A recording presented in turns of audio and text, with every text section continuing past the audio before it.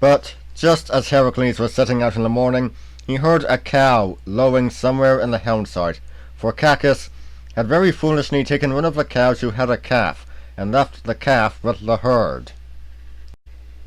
Heracles at once counted the cattle, found that some were missing, and set out to deal with the thief.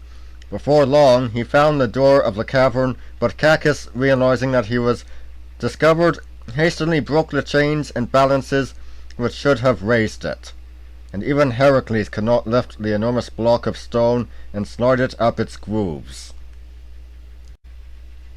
3 times Heracles strove to stir it, and 3 times drew back, gnashing his teeth with rage.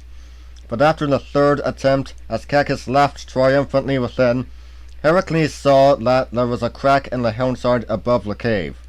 He climbed up to it, set his heels in it, and his back against the hill itself, and pushed with all his might.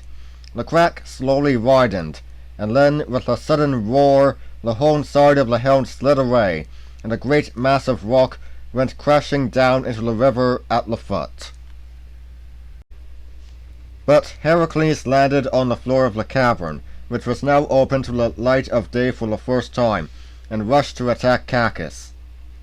The troll immediately filled the hollow with smoke, which he belched out of his mouth, but Heracles plunged valiantly into the thick of it, guarded by the flames which Cacus was breathing, and caught him by the throat.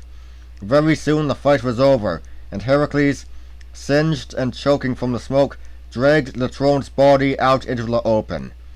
Then he gathered the missing cattle and continued on his way. One more strange adventure befell him as he drew near to the north of Greece, for Hera sent a giant gadfly which stung the cattle and scattered them far and wide.